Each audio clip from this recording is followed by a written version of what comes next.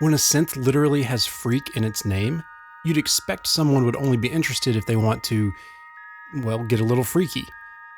But my interest in Arturia's latest offering is decidedly non-freaky.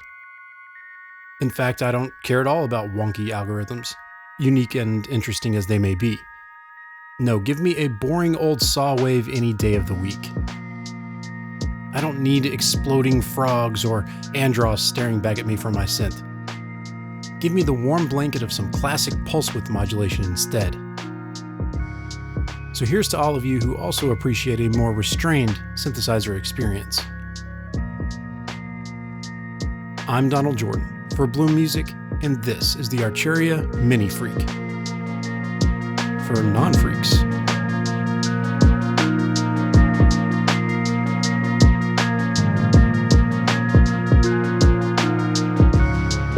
Now I'm sure people will say, who buys a MiniFreak if they're not interested in more eccentric sounds? I mean, why would you bother to make a video about a synth that deliberately betrays its very nature? Well, there are a couple reasons. First, YouTube doesn't really need yet another straight-up review of this synth. Your Nick Bats and Loop Ops and Bow Beats of the world have already covered that thoroughly. I'm not part of the cool club that gets to see these things early yet, so I've already missed out on the wave of reviews. So I wanted to instead give you a unique perspective that maybe those reviews didn't consider. Secondly, I would argue that considering the MiniFreak for more classic style synth duties is actually not a crazy idea at all, and it fills a significant gap in the market. Consider the competition at this price point. The Korg Logs have a very limited architecture and only 4 voices. The Nymphs hides its brilliant sound behind a wall of frustrating shift functions. The Boutiques are tiny, digital, and limited to 4 voices in most cases. The DeepMind is a menu-divey hassle, and the latest digital offerings have cumbersome interfaces and lack analog character. If you want 6 voices with a complex architecture and modulation options, along with some analog filter mojo, all packaged in a light, mobile, knob-per-function case in the under $1,000 price range, prior to now, you had essentially 0 options.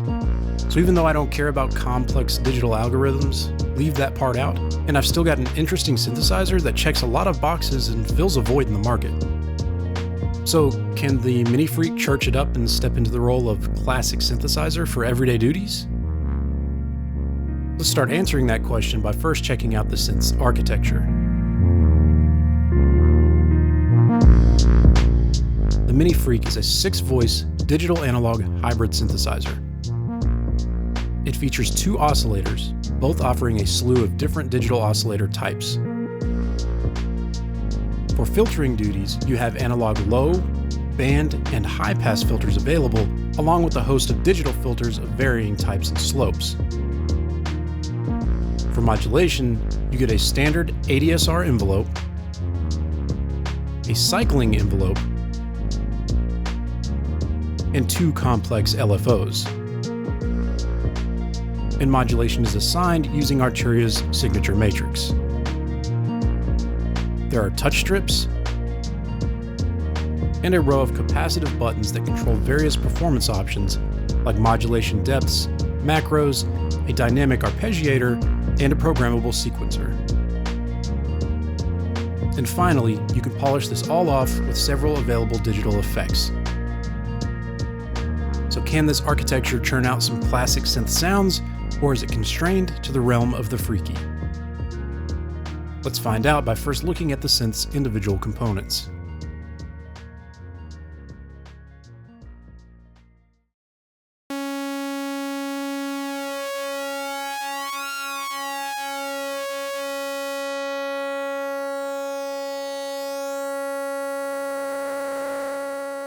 Even discounting the majority of the oscillator types to focus on the more conventional options, there is still an insane range of sounds and tones possible, much more than you'd ever get with an analog synth.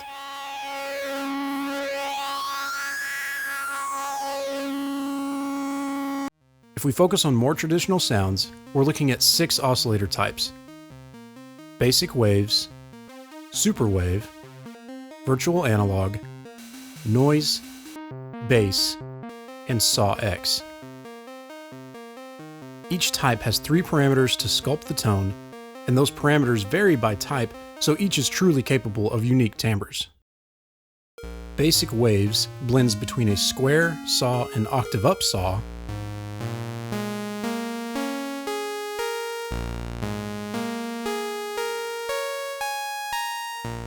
then the middle control affects symmetry, which gives a pulse width modulation type sound,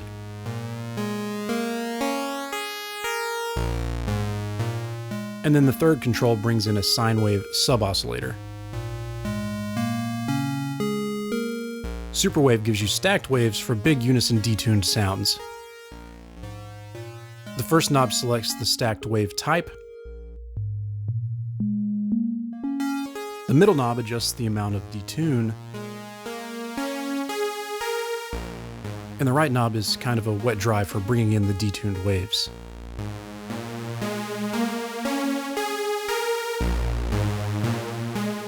Virtual Analog is a dual oscillator that specializes in detuning and sync sounds. The middle knob blends in a second oscillator for the first half of the range, and then goes into sync type sounds in the second half of the range.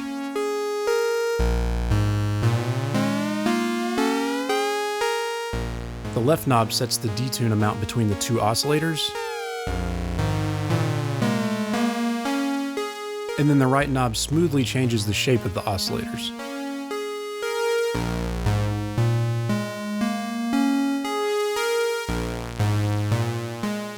Noise gives you an extreme palette of noise colors and timbres. You can change the noise type,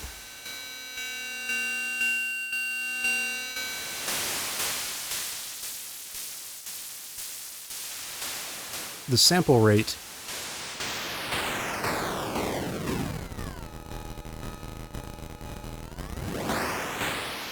and blend in an oscillator for pitched and tuned noise options. Normal-ish noise sounds are available, but you can get some interesting FM type stuff that works great for hi-hats or attack transients for punchy patches.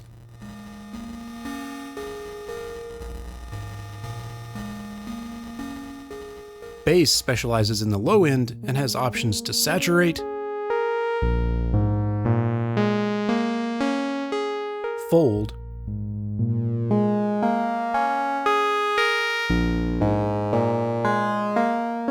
and add noise for complex bass textures.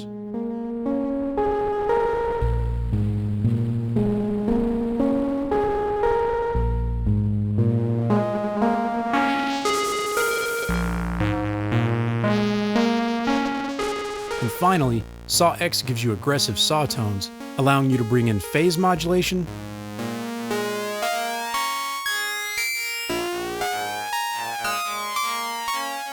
a super slow chorusy texture,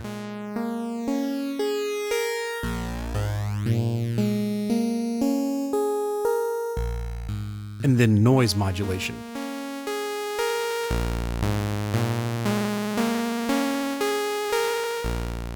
As a lover of all things saw, this oscillator type might be my favorite for all the complexity and variation you can achieve before you even introduce any other sections of the synth, and it gives the filter a lot to chew on.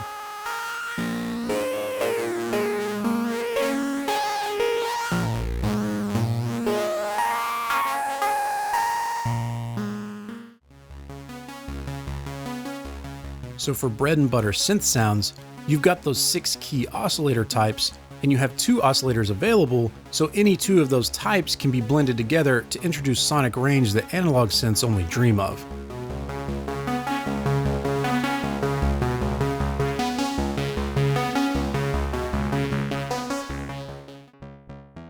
One gripe I have is that the oscillator control knob labels often don't reflect their actual functionality. For example, in the virtual analog oscillator type, the wave knob controls detune, the timbre knob controls shape, and then the shape knob controls the wave. I mean, this borders on being intentionally deceptive. I get that every oscillator type is not going to have the same 3 control parameters, but maybe it would have made more sense to leave the labels off entirely or just label them parameters 1, 2, and 3. No labels is surely better than flat-out incorrect, confusing labels. The 3-parameter nature of the oscillator types means they offer a lot of range and complexity, but the available parameters often subvert what you might expect if you're used to typical analog-style oscillators. This means I don't reach for the oscillator controls as intuitively as I would with a normal synth, but it also gets me out of my comfort zone and can result in some happy accidents.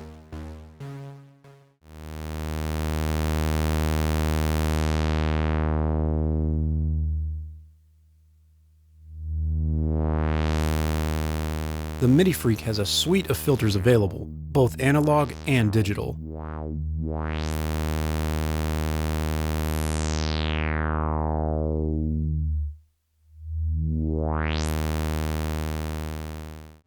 Starting with the analog filter, we've got a multi-state with low pass,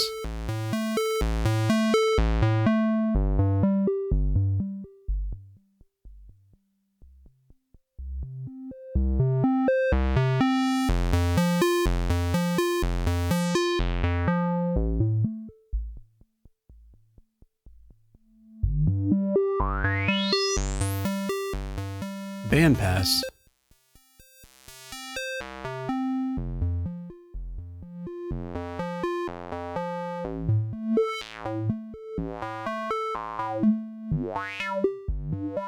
and high-pass modes.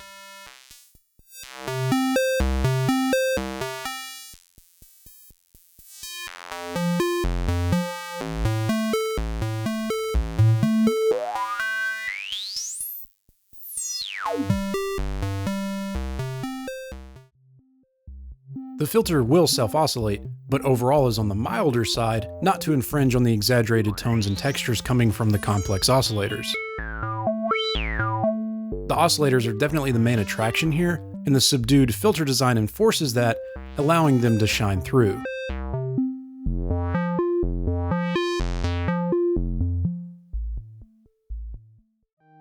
Personally, I really enjoy the smoothness of the filter, and I'm glad that Arturia didn't go with something more dramatic.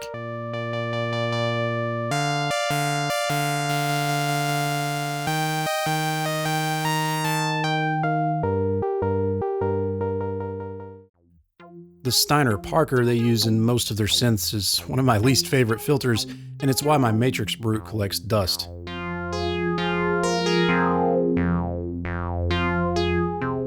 The more mature filter in the MiniFreak is much better suited to the classic style synth sounds we're after here.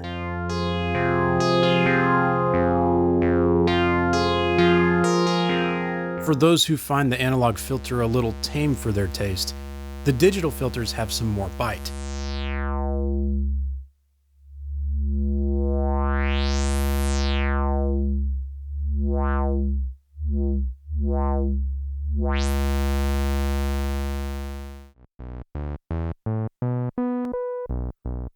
There are steeper slopes available, and the resonance is much more aggressive.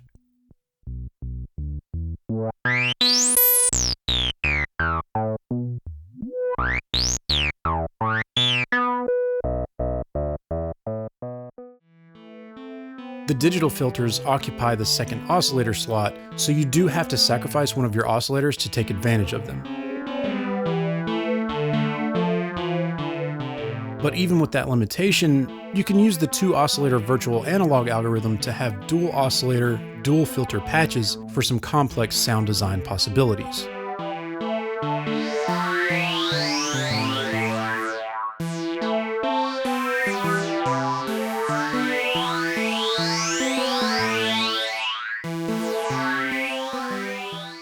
Overall, I really like the inclusion of the digital filters as they expand the synth's palette and are a good complement to the analog filter.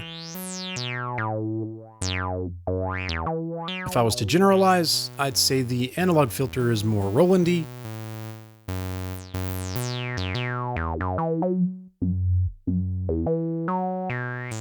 while the digital filters are more Korg-like.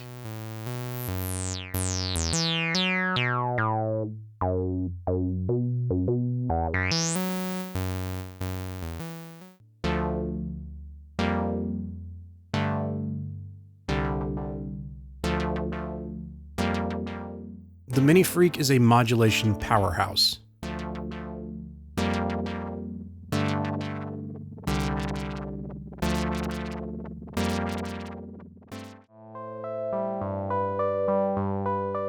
Anyone familiar with the MicroFreak will immediately recognize the Mini's modulation matrix, but now expanded to include additional sources and triple the custom destination slots.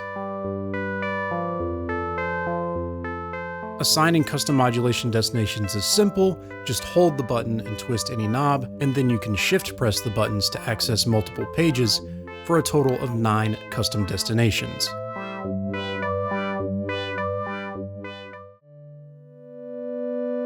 Tying together sources and destinations is quick with a turn of the matrix knob, and then with a push and a twist, you can set your modulation depths, all of which are bipolar.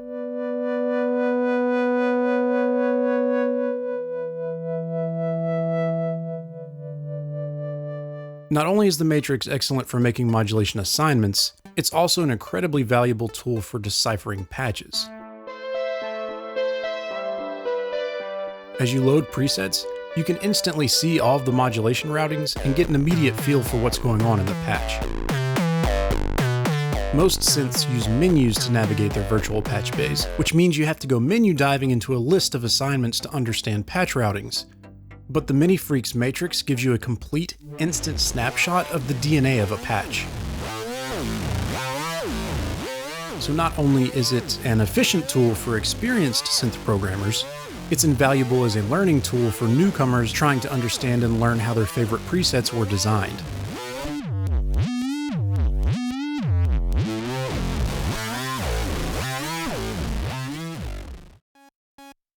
For modulation sources, you get a full ADSR envelope,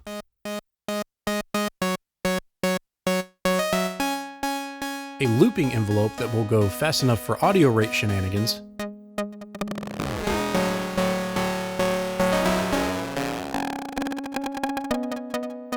and then 2 LFOs, both polyphonic with multiple trigger options.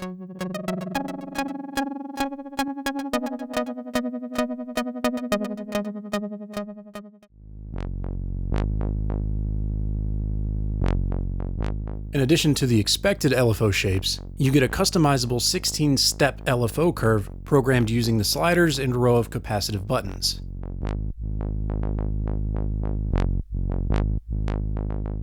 It's fun and intuitive to draw using the buttons and sliders to manipulate the curves, and reminds me of the custom modulation curves of Massive back in the day. One of my favorite modulation features is the keyboard source. In its default behavior, keyboard does just what you'd think, giving a range of modulation that gets higher as you play up the keyboard and lower as you play down. Pretty standard. But by going into the sound edit menu, you can change the keyboard modulation source. First, there are a couple different curves available, but digging further reveals the additional options random and voices. Random is self-explanatory, sending a random value with each key press, which you can hear obviously when tied to pitch. And then voices sends a different static value per voice. You can hear that repeating every 6 notes. Using these options is awesome for introducing randomness and instability to patches, and allows you to emulate the vintage mode that a lot of new synthesizers feature, but with much more precision. So I can send a little bit of random to oscillator 2's pitch, so the difference in pitch between my 2 oscillators is a little different with each key press.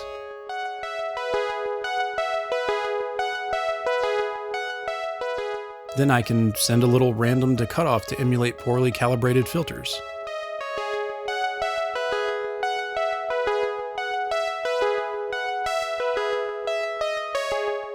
These kind of things can bring a lot of life and organic unpredictability to a patch.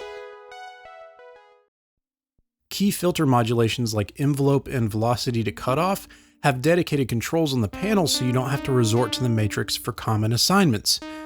But I would have liked to have seen this employed in a couple more places.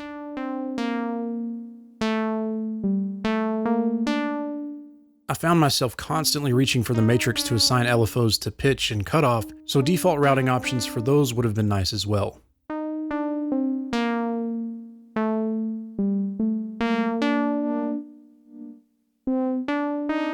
But that's a small complaint in an otherwise exceptional modulation system. The MiniFreak manages to cram a boatload of modulation potential onto the panel without resorting to any significant menu diving. It's a trick that a lot of other synth manufacturers haven't managed to learn yet.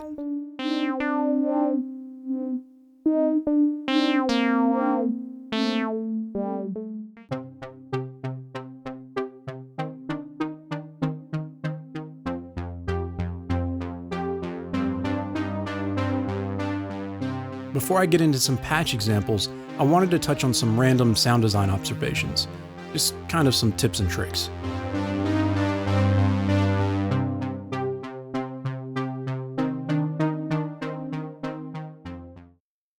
The unison voice mode has some interesting options.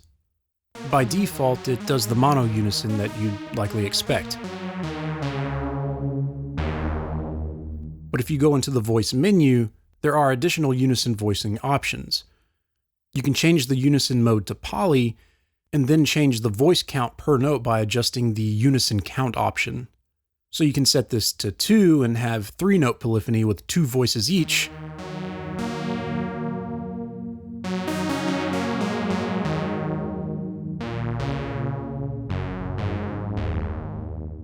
or set it to 3 and have 2-note polyphony with 3 voices each.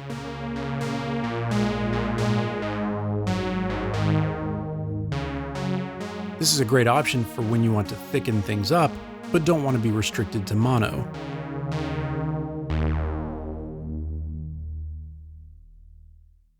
I already talked about using the voice random keyboard modulation source to add unpredictability to your patches. We've already assigned this directly to destinations like pitch and filter, but you can take this a step further by assigning it to affect other modulation sources.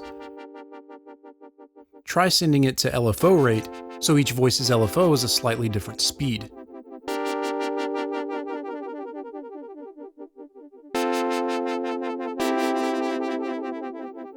Or send it to envelope decay and release times to have varying amplitude or filter envelope curves. This isn't going to be musical at extreme depths, but dial it back and you can find some very organic sweet spots.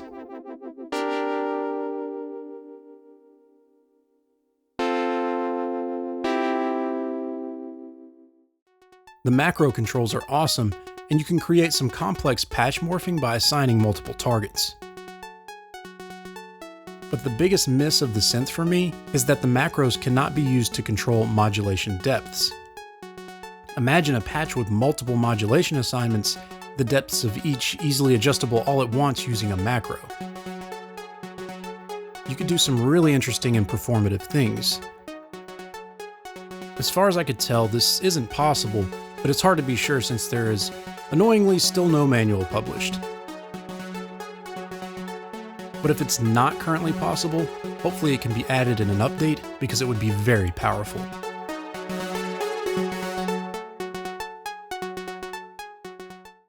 The MiniFreak has a nice collection of digital effects available, and all of the effect parameters are modulatable, so the sound design capabilities are massive. You get the kind of normal things you'd expect, like delay, reverb, and chorus, but there are also some interesting additions like complex filtering and EQ options, an aggressive compressor,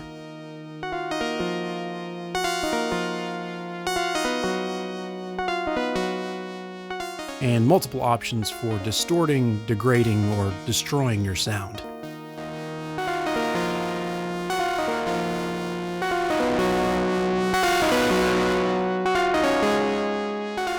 I must say the effects are generally excellent sounding, and the chorus sounds really good.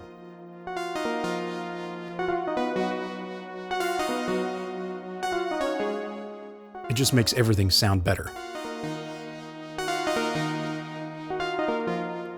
The effects are good enough, when I grab this synth to go jam, I don't have to worry about carrying my effects rig with me.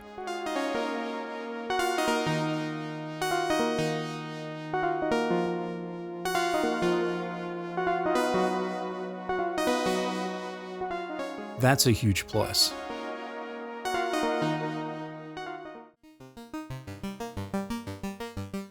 While I don't usually initially reach for some of the weirder oscillator algorithms, it's nice to have them there to add a little spice when needed.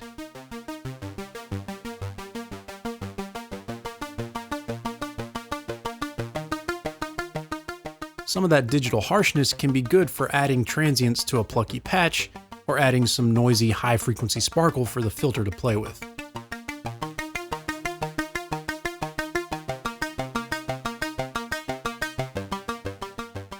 Even though my focus is on traditional synth sounds, the weirder algorithms could often be leveraged in interesting ways to support those types of sounds. So even though those weird algorithms may not be a main feature for me, they are a nice bonus.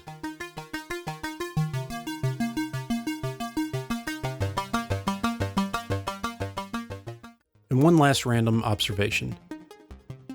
The MiniFreak is definitely a more adult instrument than the Micro, but there are still some quirks. In 20 years of playing with synths, I've never once thought, you know what? Panel needs more frog. Okay, that's enough blabbering for now. Let's hear how all these things come together to make some traditional style synth patches before I wrap up.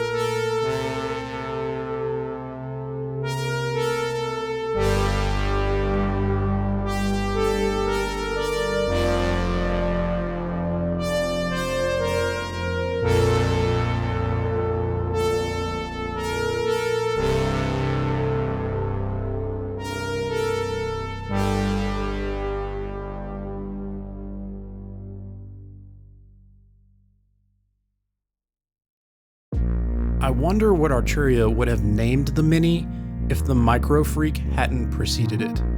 Because honestly, it doesn't scream freak to me. Sure, there are an odd oscillator type or two, but overall I find the Mini to be a complex, mature-sounding instrument. I never had any issue or hesitation quickly dialing in convincingly classic-sounding synth patches. But anytime I did need a little unique spice, I could resort to the Mini's quirkier abilities to mix things up. So the Mini works perfectly for me as a great bread and butter synth that can also get a little freaky when I need it to. This stands in contrast to the MiniFreak, which is, well, just a straight up freak. But a lot of people adore the Micro, and honestly a good chunk of them kind of lamented the fact that the MiniFreak is a little more toned down, a little grown up. But while total freaks are undoubtedly fun, they're not exactly who you want to bring home to meet the parents on Thanksgiving. What you want is the synth that can put on its Sunday best to meet the folks, but is also perfectly fine getting a little freaky when no one's looking. The MiniFreak hits this Goldilocks sweet spot for me perfectly, and in this price bracket is a strong contender for being the most well-rounded and capable synthesizer, even if your priority is more traditional synth sounds.